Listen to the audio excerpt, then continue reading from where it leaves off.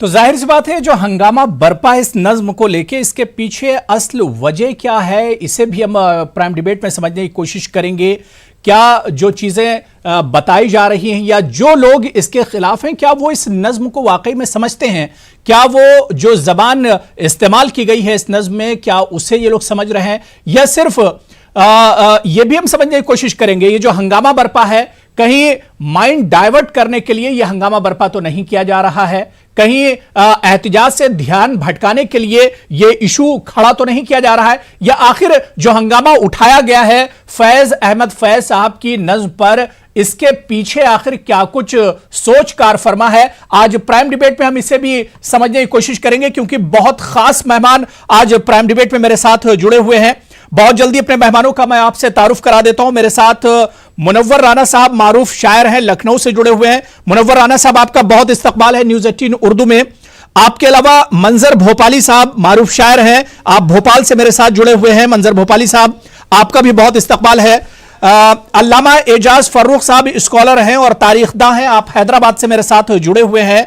अल्लामा एजाज फर्रुख साहब, आपका भी बहुत इस्तकबाल करते हैं न्यूज़ 18 उर्दू में। मासूम मुरादाबादी साहब सीनियर सहाफ़ी हैं, जर्नलिस्ट हैं, आप खुद पाकिस्तान गए हैं और बहुत करीब से आपने फैज़ अहमद फैज़ साहब को देखा भी है।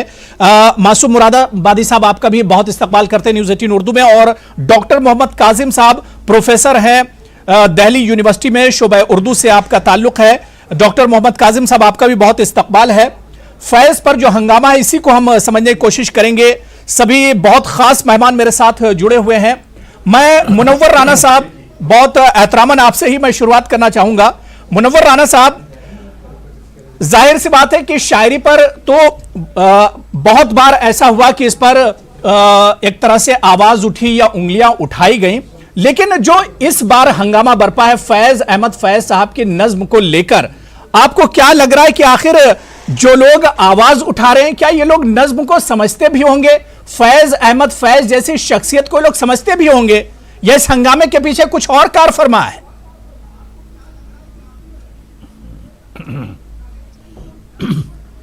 देखिए, ऐसा है कि मछली पकड़ने के 3 तरीके होते हैं जी।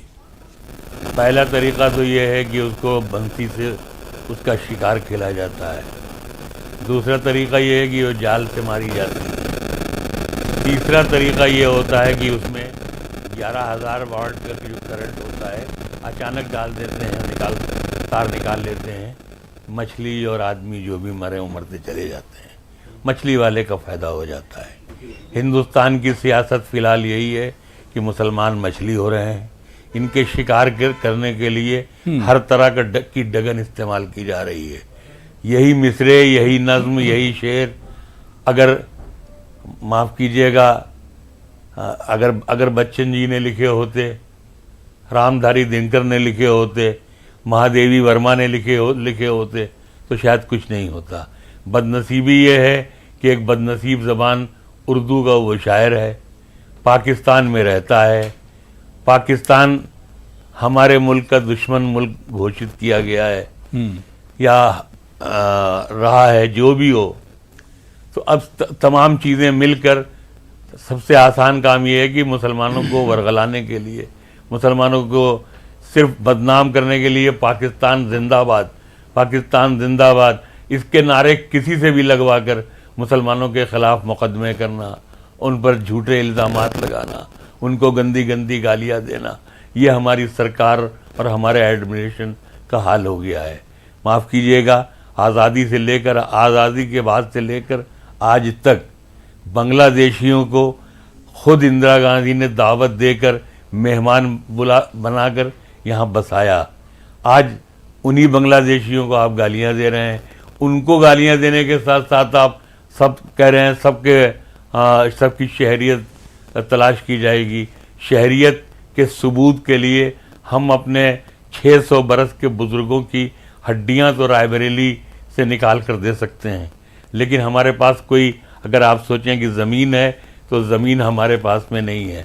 ज़मीन ज़मींदारों के पास होती है और अंग्रेज़ों ने ज़मीनें छीन ली हमारी, इसके बाद कस्टोडियन ने छीन ली, उसके बाद जो बची ये LDA और RDA और MDA ने छीन ली। तो कहने का मतलब ये है कि सिर्फ मुसलमानों को परेशान करने के लिए, कभी वो मुस्लिम पर्सनल लॉ बोर्ड के ख़िलाफ़ बोलना, कभी बाबरी मस्जिद के लिए इतने हंगामे करना कि मुसलमान सब परेशान होकर रह गए। ये एक नया सिलसिला, वो मुख्तलिफ करंट ट्राई कर रहे थे, ये हो ये हो ये हो, अब शहरियत पर आ गए हैं। ये अच्छा अमल नहीं है, मुसलमानों के लिए तकलीफदेह भी है, नुकसानदेह भी है। और इसमें हिंदू मुसलमान चूँकि सब शामिल हो रहे थे, तो बीच में जो 1857 के बाद 90 बरस तक अंग्रेज़ों ने किया कि हिंदू और मुसलमान के बीच में दीवार खड़ी करनी थी, वही काम इस वक्त हुकूमत खुद कर रही है और एक पार्टी खास कर रही है। ये मुसलमानों के लिए अच्छा नहीं है और हुकूमत के लिए भी अच्छा नहीं है।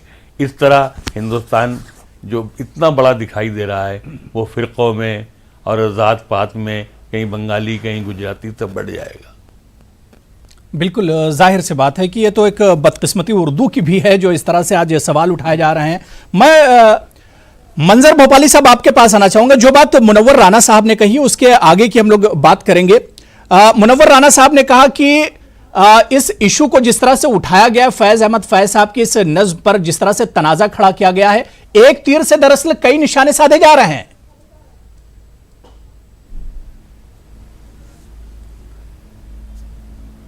देखिए, मुनव्वर भाई जो कह रहे हैं कि उर्दू बदनसीबों की ज़बान है या बदनसीब ज़बान है, मैं इसे नहीं मानता। उर्दू अगर बदनसीब लोगों की ज़बान होती या बदनसीब ज़बान होती तो आज फैज़ की ये नज़्म इस तरह से नहीं पढ़ी जाती। मैं समझता हूँ फैज़ अहमद की इस नज़्म के हवाले से आज हिंदुस्तान के शायरों और अदीबों के ऊपर दबाव बनाया जा रहा है जो किसी तरह इस तहरीक में जुड़े हुए हैं। और यही वो वक्त है जब 1985 में मार्शल लॉ लगा था पाकिस्तान में और 1987 में मैं पहली बार पाकिस्तान गया था। वहाँ के हालात बहुत दबाव में थे, लोग परेशान थे। आज वही का वही मंजरनामा फिर दोहराया जा रहा है हिंदुस्तान में। और मैं समझता हूँ कि बीजेपी वालों को शायरी समझ में आने लगी, ये बड़ी बात है। वरना हम तो समझते थे ये उर्दू समझते ही नहीं है, ये शायरी समझते ही नहीं है, इनसे शायरी से क्या वास्ता। मगर सियासतदानों को मुबारकबाद के फैज़ की ही सही, मगर आपको शायरी समझ में तो आई, चाहे वो गलत ही समझे हों। तो मैं मुबारकबाद तो देता हूँ कि शायरी ने आज फिर इस तहरीक में अपना एक अहम रोल अदा कर दिया, चाहे वो फैज़ की नज़्म के हवाले से या मुनव्वर राना की शायरी हो या राहत इंदौरी साहब की शायरी हो। बिल्कुल हर मंच से ये हमें नज़र आ रही है कि शायरी अपना पूरा और शायर अपना पूरा किरदार अदा कर रहे हैं।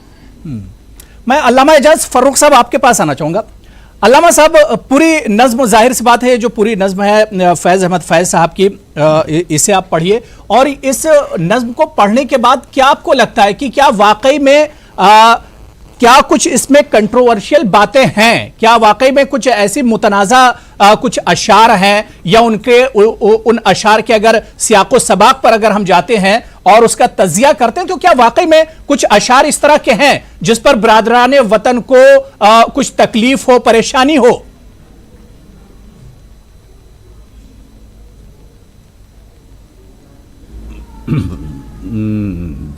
जनाब अबू हुरैरा साहब, पहली बात तो यह है कि शायरी में जी जो लफ्ज़ होते हैं सिर्फ अल्फाज के मानी बयान करके या सिर्फ अल्फाज को समझ के शायरी को नहीं समझा जा सकता।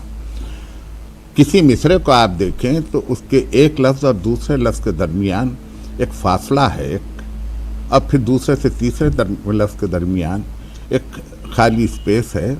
मैं ये कह सकता हूँ कि यह खामोशी का वक्फा होता है। लफ्ज़ का अपना एक आहंग है और एक लफ्ज़ और दूसरे लफ्ज़ के आहंग के बीच में जो खामोशी है वो खामोशी ज़्यादा क़ुव्वत से बोलती है। फैज़ अहमद फैज़ की नज़्म के सिर्फ अल्फाज लेकर उसके पस मंज़र से वाक़िफ़ियत हासिल किए बग़ैर किसी राय का क़ायम कर लेना और उस राय पर एक हंगामा खड़ा करना, ये तो सिर्फ जैसा कि मुनव्वर राना साहब ने और मंदर साहब ने ये कहा कि निशाना कोई और है और तीर बहरहाल इस नज़्म के वसीले से चलाए जा रहे हैं।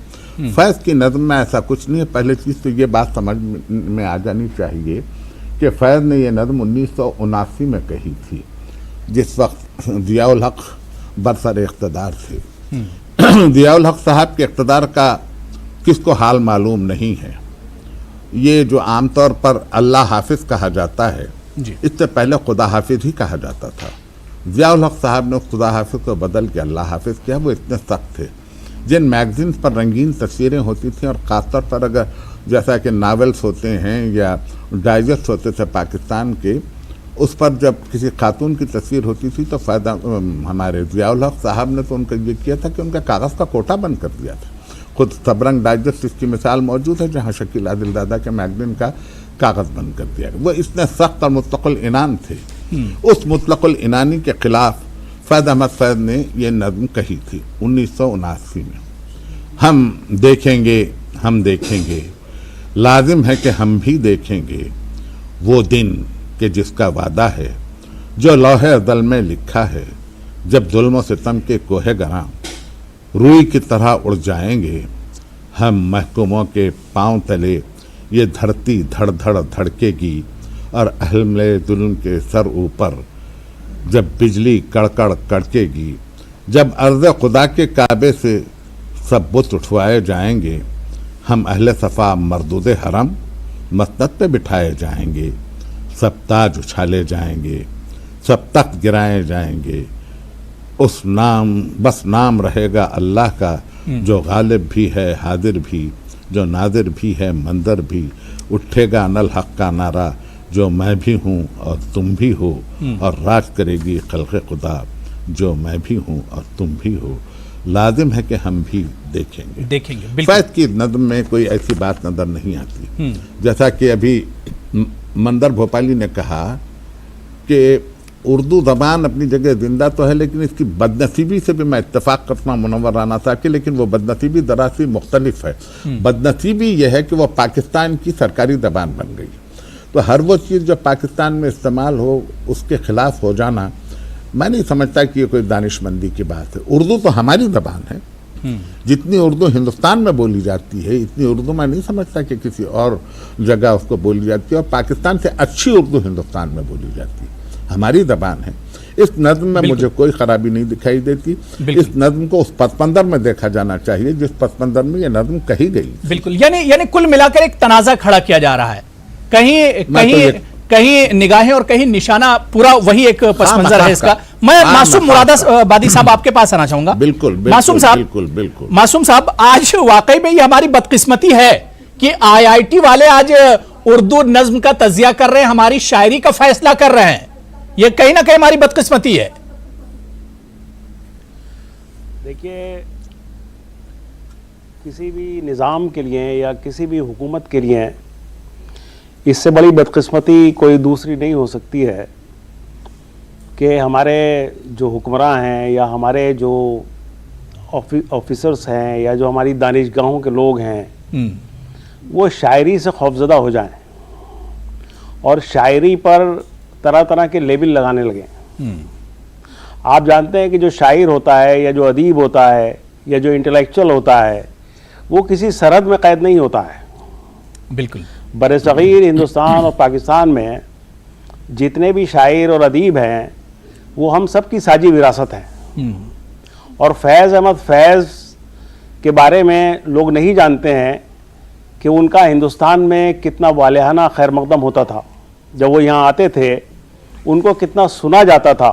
और मैं आपको ये बताना चाहता हूँ कि उनको सुनने वाले उर्दू वालों से ज़्यादा हिंदी वाले और पंजाबी वाले होते थे यहाँ दिल्ली में।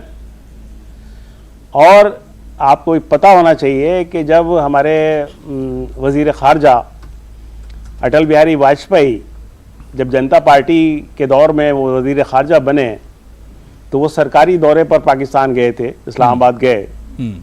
और ये वो ज़माना था जब हिंदुस्तान और पाकिस्तान के ताल्लुकात बहुत अच्छे थे। तो वो बग़ैर किसी प्रोग्राम के, बग़ैर किसी इत्तला के फैज़ अहमद फैज़ के घर पे पहुंच गए और उन्होंने फैज़ अहमद फैज़ से कहा कि एक शेर आपका मुझे आप तक आपसे मिलवाने के लिए लाया है, जो उसका एक मिसरा है कि सूएदार चले। तो मैं ये आपसे बताना चाहता हूँ कि अटल बिहारी वाजपेयी ने उनसे ये कहा था फैज़ अहमद फैज़ से कि आप हिंदुस्तान आ जाइए, आप हिंदुस्तान की शहरियत हासिल कर लीजिए। आज जो ये शहरियत के मसाइल हमारे सामने दरपेश हैं, ये जिन्हें इतना संगीन बना के पेश किया जा रहा है और इस तरह से बेचैनी और इस्तराब पूरे मुल्क में फैला हुआ है जी, इसके पीछे एक बहुत ही मीन मेंटलिटी, एक बहुत ही तंग नज़री की सोच कारगर है। देखिए, शायरी जो है हमारे जंग आज़ादी के दौर में बहुत सारी ऐसी नज़में थीं और बहुत सारा ऐसा कलाम था जिसे अंग्रेज़ों ने ज़ब्त किया और पूरा एक बहुत बड़ा असासा है हमारी शायरी का जो ज़ब्त शुदा नज़मों के नाम से शाये भी हुआ है। लेकिन ये तो ग़ुलामी के दौर की बातें थी। आज हम एक आज़ाद, खुद मुख्तार और जमहूरी हिंदुस्तान में ज़िंदा है, जहाँ हमें फ्रीडम ऑफ एक्सप्रेशन है, हमें बोलने की आज़ादी है, हमें सोचने की आज़ादी है और हम दुनिया की सबसे बड़ी जमहूरियत हैं। अगर ऐसे मुल्क में किसी शायर की नज़्म के ऊपर तनाज़ा खड़ा किया जाए तो मैं समझता हूँ कि ये इससे ज़्यादा बड़ी इस मुल्क की बदकिस्मती कोई दूसरी नहीं हो सकती, जिस पर मुझे बेहद अफसोस है। बिल्कुल जाहिर सी बात है। मैं मोहम्मद काजिम साहब आपके पास आना चाहूंगा। डॉक्टर काजिम, क्योंकि जिस तरह से मासूम मुरादाबादी साहब ने कहा है, जितने पैनलिस्ट हैं सभी ने बताया कि जंग आज़ादी में इनकलाबी शायरी का बहुत अहम किरदार रहा है, बहुत अहम किरदार अदा किया है इनकलाबी शायरी ने। और उस जंग आज़ादी के बाद से अब आ जाइए तो रात में जो रज्जगे हुआ करते थे उसमें इस तरह की इनकलाबी शायरी का इस्तेमाल किया जाता था। लेकिन अब जो माहौल बदला है, क्या ये उसी का असर है कि इस तरह की शायरी पर भी अब एक तरह से एतराज किया जा रहा है, उंगलियां उठाई जा रही हैं? क्या ये सिर्फ माहौल के बदलाव की वजह से है? देखिए, बात दरअसल ये है कि अभी सिर्फ शायरी की बात नहीं है। हम करते क्या है और जो पूरा दौर है, पूरा ज़माना है, उसमें हम सिर्फ एक लफ्ज़ या एक जुमला पर गौर करते हैं, उसके कॉन्टेक्स्ट पर या पूरे पस मंज़र पर हमने कभी अब गौर करना छोड़ दिया है हम लोगों ने। और हम सिर्फ एक जुमला या एक लफ्ज़ उठाते हैं और उसके पस मंज़र में तमाम बातें करते हैं, खा वो किसी को मलून करना हो या किसी की तारीफ़ करनी हो। और अदब का जहाँ तक मामला है तो अदब में जो कुछ बयान किया जाता है, लफ्ज़ इस्तेमाल किए जाते हैं, उस लफ्ज़ के मानी वही नहीं होते हैं जो वहाँ बयान किए गए हैं। शायरी में तो और भी कि बहुत सी ऐसे अल्फाज हैं कि जो बहुत बुरा लग सकता है आपको, लेकिन उस पर वो तारीफ़ के अल्फाज हो सकते हैं। बिल्कुल कि माशूक को शायरी में जो है सो आप कातिल कहें तो उसको अच्छा लगता है, लेकिन अगर ऐसे कहें किसी को कातिल तो बहुत बुरा लगता है। या हम शायरी में जिस तरह के अल्फाज इस्तेमाल करते हैं कि वो चमन इस्तेमाल करते हो, मैखाना इस्तेमाल करते हो। हरिवंश राय बच्चन ने पूरी मधुशाला जो पूरी उनकी नज्म है, तो वो क्या सिर्फ शराब खाने के बारे में वो नज्म है? हम ये कहें कि वो नहीं, शराब खाने के बारे में वो नज्म कही गई है। या अभी एक शेर आपको बताऊं कि इस शब की स्याही कहती है अभी और बढ़ेगी तारीकी, ए सोने वाले जाग उठो हालात इशारा करते हैं। तो ये क्या सिर्फ रात की बात कही जा रही है?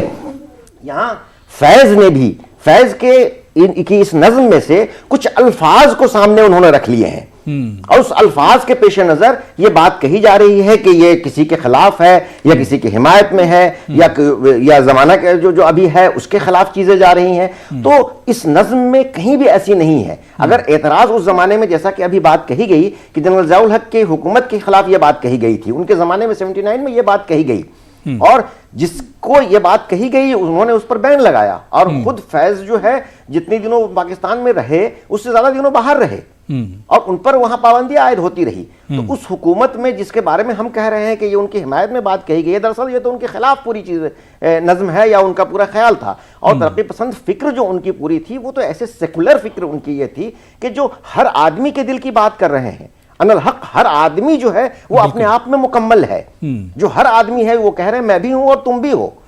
वो किसी के तफरीक की बात नहीं कर रहे हैं, वो हर आदमी की बात कर रहे हैं कि ये चीज मुझ में भी है और तुम में भी है, हम सब एक हैं। यहां जैसे यकसुई की बात की जा रही है, एक साथ रहने की बात की जा रही है और इंसान को अपनी कदर, अपनी कीमत को पहचानने की बात की जा रही है। इसमें कहां तफरीक की कोई बात है? इस तफरीक की हम बात कर रहे हैं कि ये बांटने की बात की जा रही है, किसी एक की हिमायत की बात की जा रही है।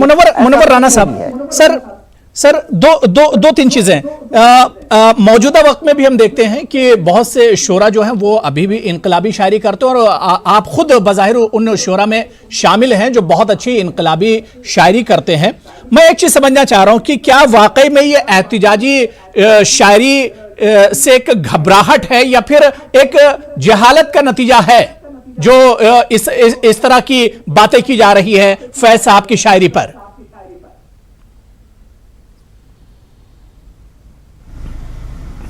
जहालती का नतीजा है। शायरी के वो मतलब बिल्कुल नहीं होते हैं जो कोई पार्टी खास पार्टी निकालती है या कोई हुकूमत निकाल लेती है या पुलिस वाले निकाल लेते हैं। मैं आपको बताना चाहता हूँ कि उर्दू रघुपति साहब फराग गोरखपुरी ने कहा था कि उर्दू आशिक की ज़बान है, जिसमें मिन्नत है, गुजारिश है, इल्तिजा है। यानी अगर आप अपनी महबूब से, अपनी महबूबा से ये कह दें कि तुम हथियारन लग रही हो तो वो बुरा मान जाएगी। अगर आप उससे कह दें कि तुम मर्डरर लग रही हो तो वो नाराज़ हो जाएगी। लेकिन जब आप उससे उर्दू में कहेंगे कि आज तो तुम कातिल लग रही हो तो वो आपको चाय पेश करेगी। ये इस ज़बान की खूबी रही है कि इसने लफ्ज़ कातिल को भी ऐसा बना दिया है कि जब आप महबूब को पुकारते हैं इस नाम से तो खुश होती है। उस ज़बान पे ये इल्ज़ाम लगाना कि उसने किसी हिंदू के ख़िलाफ़ या ये हिंदुइज़्म के ख़िलाफ़, ऐसा बिल्कुल नहीं है। देखिए ये सब मैंने जो शुरू में बात कही कि ये करंट है, वो टच किया जाता है। मालूम हुआ कि वो 3 तलाक पर इतनी अब हुकूमत परेशान कि हमारी बहनें हैं, हमारी बहनें। अरे बहनोइयों का भी तो ख्याल कीजिए, इनको आप मार रहे हैं, कत्ल कर रहे हैं, जुर्माना लगा रहे हैं, तो ये बहनें कहाँ से लाएंगे तो बहनोई। तो ये सिर्फ करंट टच करने की बात है और मुसलमानों को इससे होशियार रहना चाहिए। और इन जो ये भूखे नंगे सर्दियों में अकड़ते ठिठुरते हुए लोग, चाहे कहीं बैठे हुए हों, चाहे शाहीन बाग में हो या कर्नाटक में हो या बंगाल में हो, बेदस्तोपा जो बैठे हुए हैं, ये वहाँ मेरा महबूब बहारो फूल बरसाओ मेरा महबूब आया था, ये बिल्कुल नहीं गाएंगे। ये ऐसा ही गाएंगे जिसमें कुछ आरज़ू हो, कुछ उम्मीद हो, कुछ यकीन हो, कुछ हालात की तब्दीली की आहट हो। बिल्कुल फैज़ की इस नज़्म में यही खूबी थी कि उन्होंने ज़ियाउल हक़ की हुकूमत के ख़िलाफ़ जब बगावत की आवाज़ बुलंद की थी, उसी के सिलसिले में ये नज़्म कही गई थी। और हिंदुस्तान में भी जो नौजवान जो परेशान हैं, जो हुकूमत के रवैये से या जो मौजूदा हालात से, वो इस नज़्म को गाते हैं। ये नज़्म जो है ये हिंदू के ख़िलाफ़ नहीं हो सकती है। हाँ, मैं ये लिख के दे सकता हूँ कि हुकूमत के ख़िलाफ़ हो सकती है। बिल्कुल मंजर भोपाली साहब, जो बात मुनव्वर राना साहब ने कही, क्या मंजर भोपाली साहब वाकई में जो मौजूदा सियासत है, इस सियासत में फैज़ अहमद फैज़ साहब की इस नज़्म के ज़रिए ज़बान का, ख़ास मज़हब का एक तरह से तड़का लगाया जा रहा है? कहीं ना कहीं जहनों को भटकाने की कोशिश की जा रही है इस इशू को उठाकर।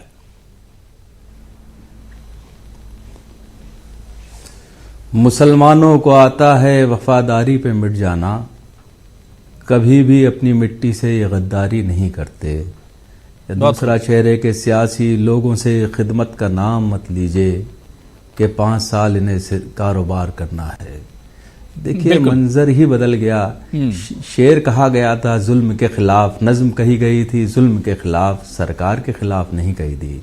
यहाँ इसे सरकार से जोड़ दिया गया इस नज्म को। और मैं समझता हूँ कि जो जुल्म का मेयार ज़ियाउल हक़ की हुकूमत में था, कम से कम अभी वो मेयार हमें यहाँ नज़र नहीं आ रहा है। सिर्फ एक नज़्म से हुकूमत परेशान है। अगर सारे शायर हिंदुस्तान के मिलकर कुछ नज़में लिख देंगे तो मैं समझता हूँ कि हुकूमत की नींद मुश्किल हो जाएगी, सोना मुश्किल हो जाएगा, ऐवान सियासत हिलने लगेंगे। तो बेहतर यह है कि इसका कोई नतीजा निकालें।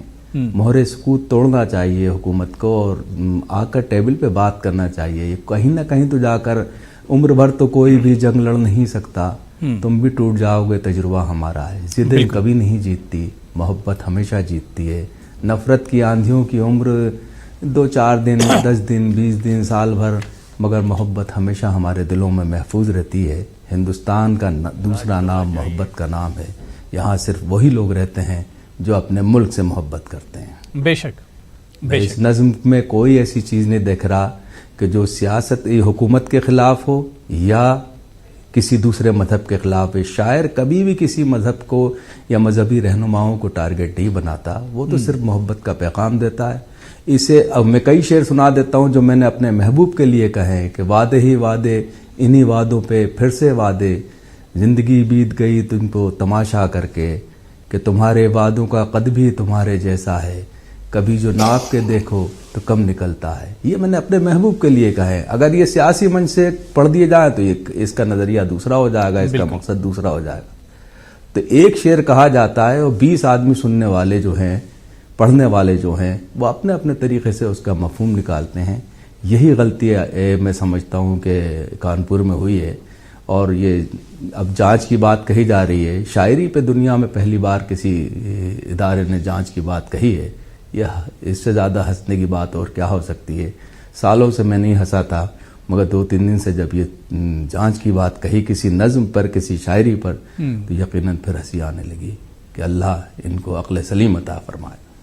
बिल्कुल जाहिर सी बात है, कहीं ना कहीं सोच पर ही सवाल उठ रहा है और जो लोग इस तरह की आवाज उठा रहे हैं खासतौर से उनकी जहनियत पर भी एक तरह सवाल उठ रहा है। लेकिन जो बात इस डिबेट के पहले हिस्से में आई है, मुझे छोटा सा ब्रेक लेना है। ब्रेक के बाद जब लौट कर आएंगे तो इसी इशू पर हम बात करेंगे कि क्या वाकई में जो इशू उठाया गया है इससे जो शोरा है, जो उदबा है या जो दानिश्वरान है, उन पर एक दबाव बनाने की कोशिश है, कहीं ना कहीं उन्हें खौफजदा करने का एक तरीका भी हो सकता है। इसी पर हम बात करेंगे छोटे से ब्रेक के बाद, फौरन हाजिर होते। तो आज प्राइम डिबेट में हम बात कर रहे हैं कि फैज अहमद फैज साहब की नज्म पर आखिर हंगामा बरपा क्यों है, या जो हंगामा किया जा रहा है आखिर इसके पीछे क्या कुछ सोच कारफरमा है। इसी पर हम प्राइम डिबेट में बात कर रहे हैं। बहुत खास मेहमान मेरे साथ आज प्राइम डिबेट में जुड़े हुए हैं। मैं ब्रेक के बाद अल्लामा एजाज फर्रुख साहब आपके पास आना चाहूंगा।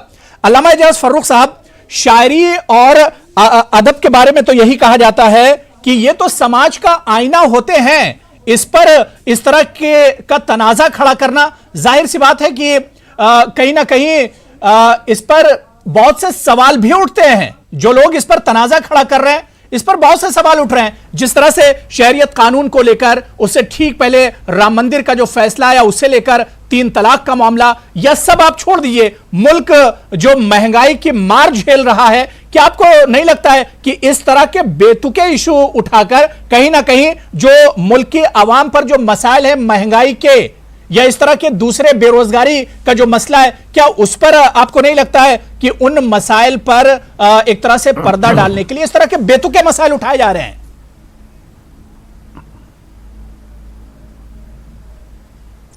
जी बिल्कुल, आपने बात सही कही, लेकिन मैं आपसे ये अर्ज करूं कि एक नज़्म पर इतना जो तनाज़ा चल रहा है, अभी यहाँ सब शोरा ही शोरा बैठे हैं। कादिम साहब तो बड़े प्रोफेसर हैं।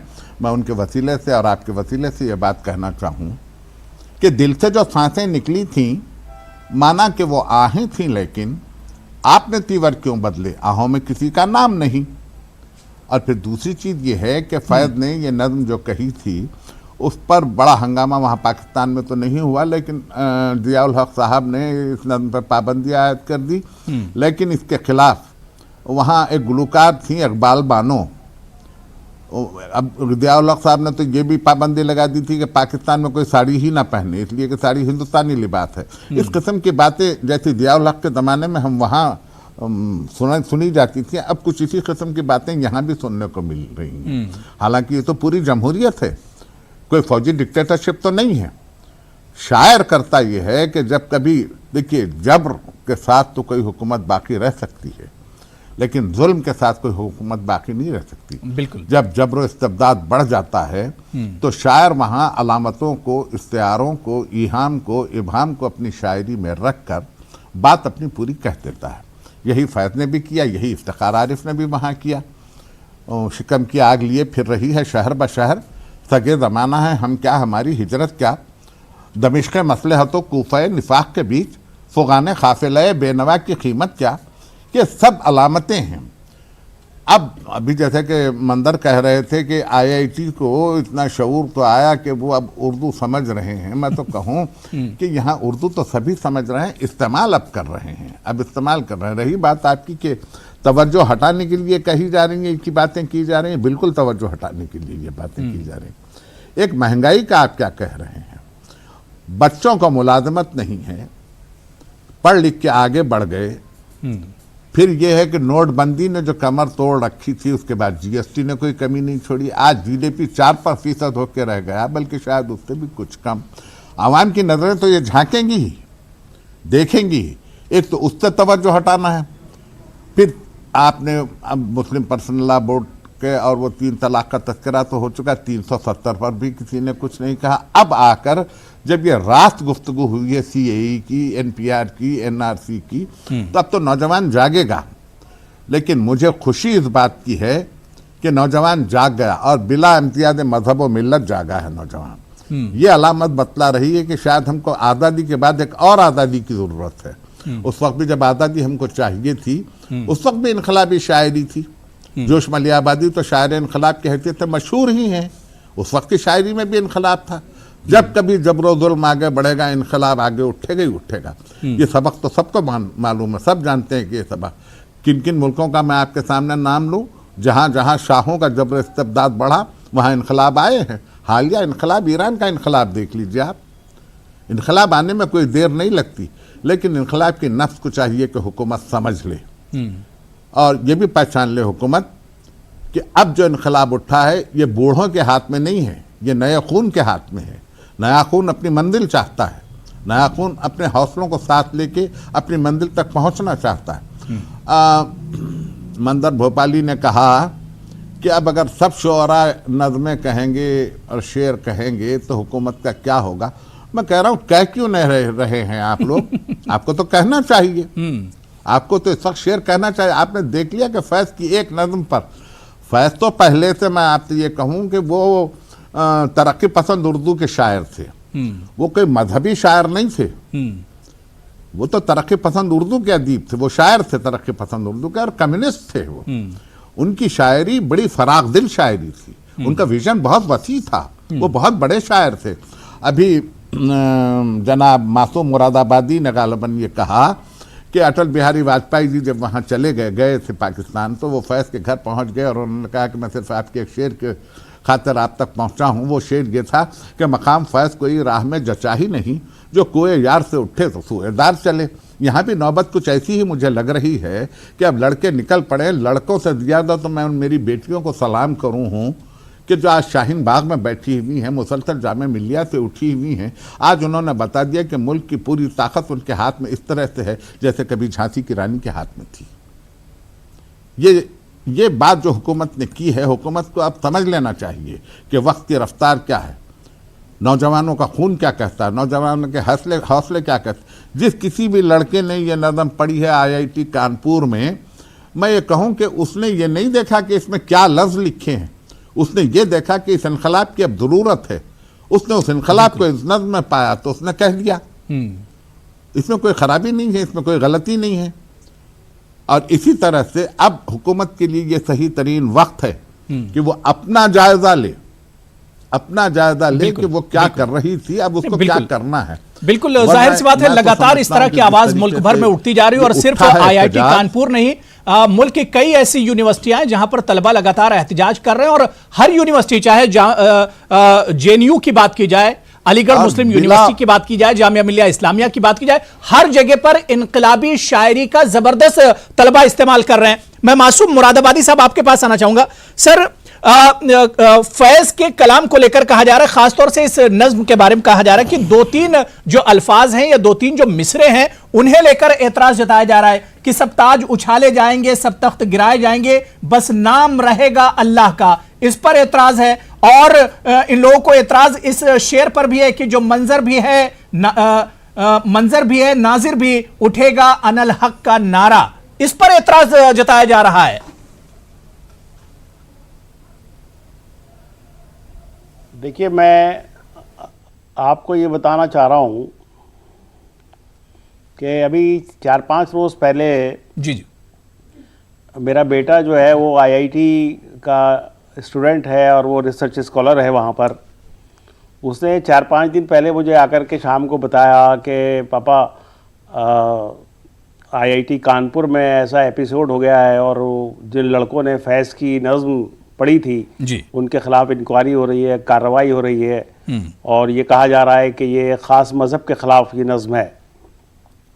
मैं बहुत चौंका, चूँकि मैं जितना फैज़ को जानता हूँ जी, उसमें जाहिर है, जैसे हमारे बुजुर्गवार अल्लामा एजाज फ़र्रुख साहब ने कहा कि फैज़ जो थे वो कम्युनिस्ट नज़रियात के हामिल थे और मज़हब से उनकी राव रस्म जो थी वो बहुत वाजिबी सी थी, उसमें कोई उनका बहुत बड़ा दखल नहीं था। तो मुझे बड़ी हैरत हुई कि फैज़ अहमद फैज़ पर मज़हब का लेबल लगाया जा रहा है और उनको इस अंदाज में घेरने की कोशिश की जा रही। मैं बहुत सटपटाया ये सुन करके।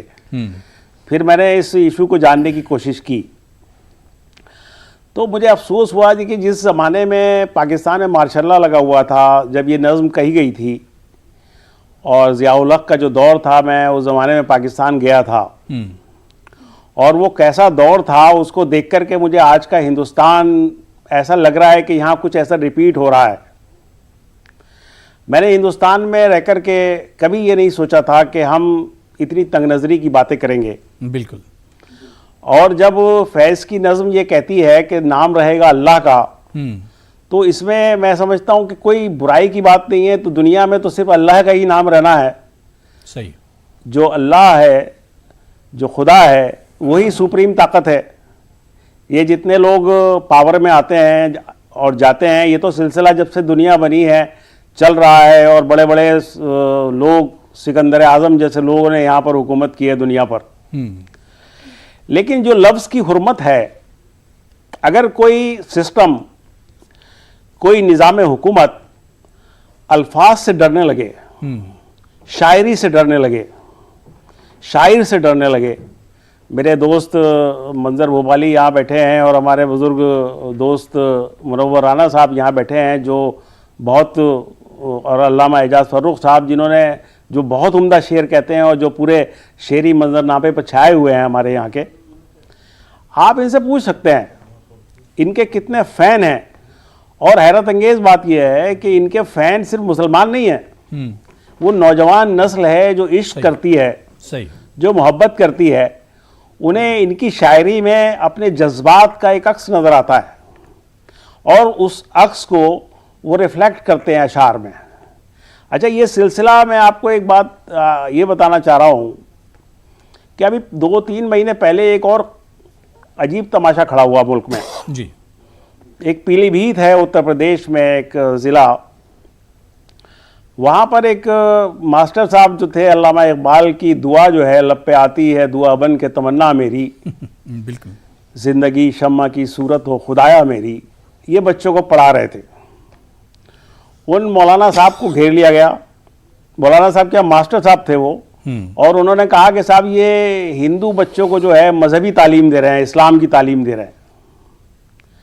अब पहली बात तो ये है कि क्या किसी मज़हब की तालीम उस नज़्म में कहीं नज़र आती है?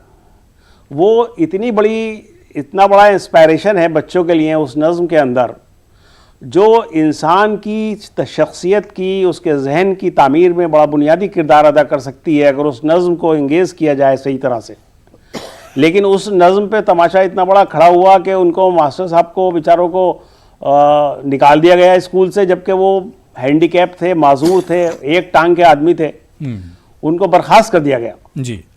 यानी बग़ैर तहक़ीक़ किए और बग़ैर मामले की नौइयत को जाने हुए इस तरह के जो वाक़यात पेश आ रहे हैं। मैं एक आखिरी जुमला आपसे कहना चाहता हूँ कि मुझे हमारा ये जो मुल्क है, जो बड़ा खूबसूरत है और बहुत बुकलमुनी और रंगारंगी है यहाँ, ये एक पाकिस्तान में तब्दील हो रहा है, वो पाकिस्तान जहाँ बहुत अच्छी चीज़ें नहीं हैं। मुझे अपने मुल्क में ये सब चीज़ें देख करके बहुत डर लग रहा है, न जाने क्यों। बिल्कुल।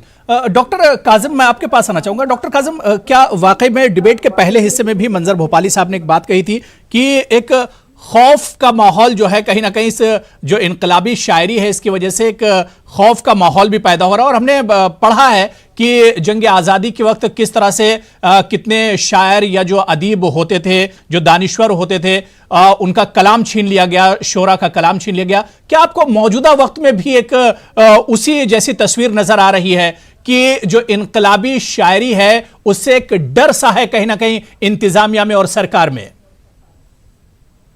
देखिए, बात ये डर और खौफ की है ही नहीं है।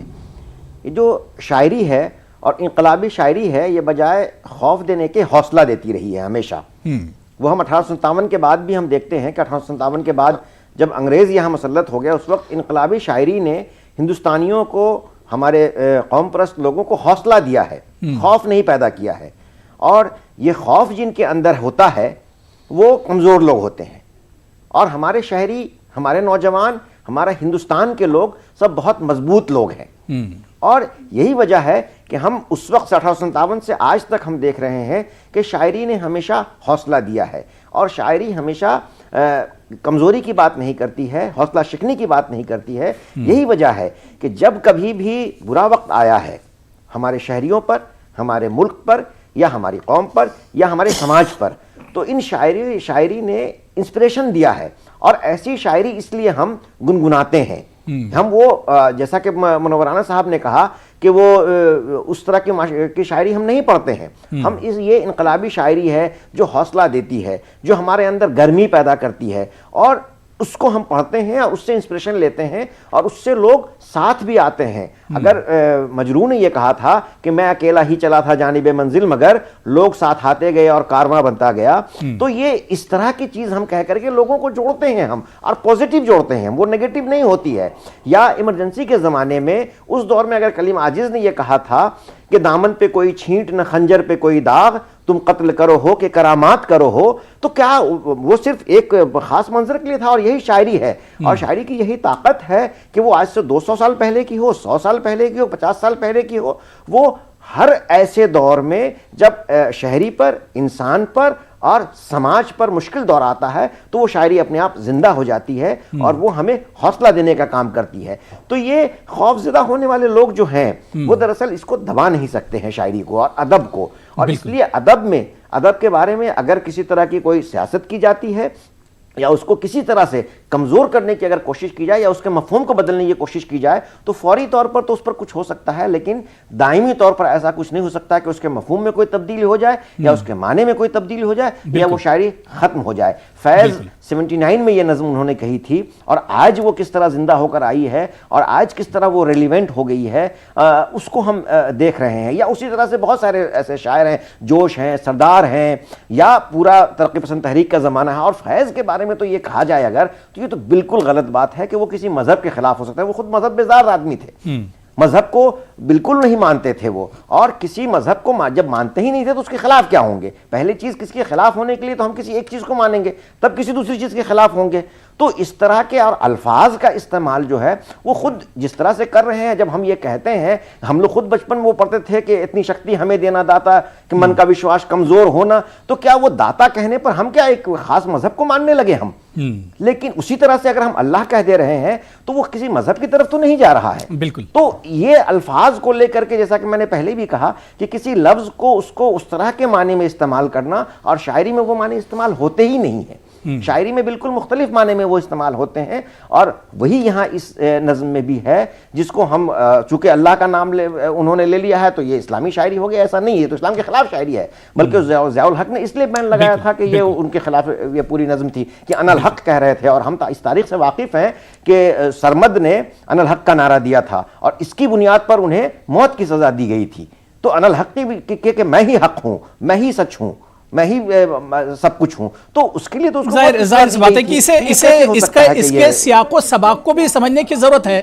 जो लोग इस पर उंगलियां उठा रहे हैं, जो लोग ये तनाजा खड़ा कर रहे हैं, उन्हें इसका सियाको सबाक भी एक तरह से समझना होगा। और जाहिर सी बात है, मैं मुनव्वर राना साहब आपके पास आना चाहूंगा। सर, कुल मिलाकर जो पूरे डिबेट में बातें हुई हैं या जो ये हंगामा खड़ा हुआ, इसे देखकर यही लग रहा है कि शायरी तो महज बहाना है, इसके पीछे क्या कुछ सोच कारफरमा है या कुछ एक पूरा तनाजा चल रहा है इसके पीछे? शायरी फैज अहमद फैज या उनकी नज्म तो महज एक बहाना है।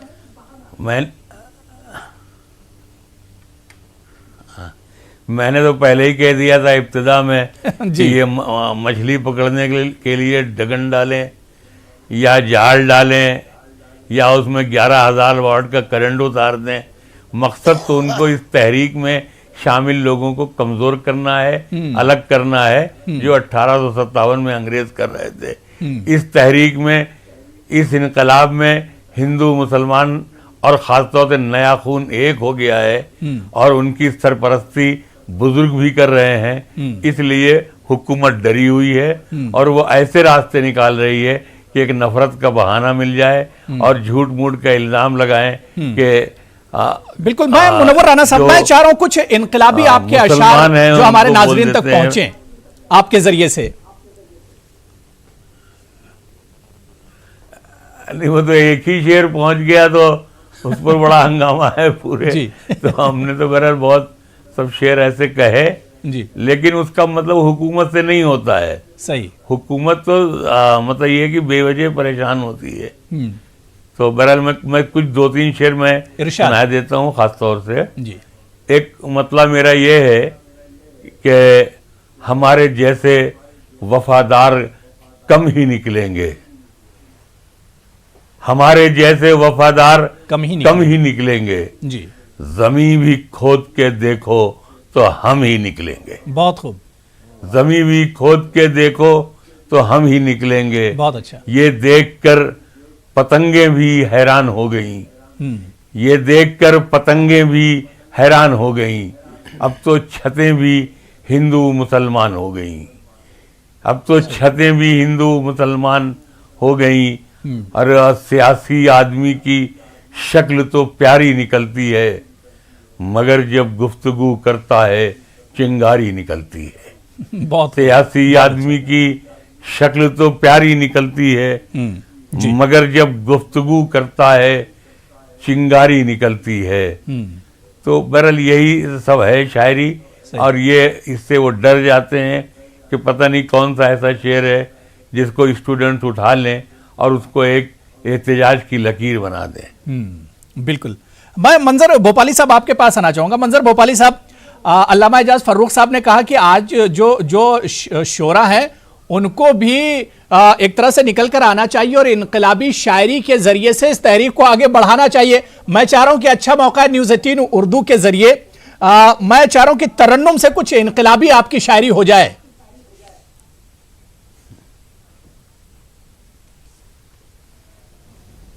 देखिए, इनकलाबी शायरी तो करते करते तकरीबन 40-45 साल का अरसा गुजर गया। बिल्कुल। और ये पहला मौका है कि आज़ादी के बाद पूरा हिंदुस्तान सड़कों पर नज़र आ रहा है।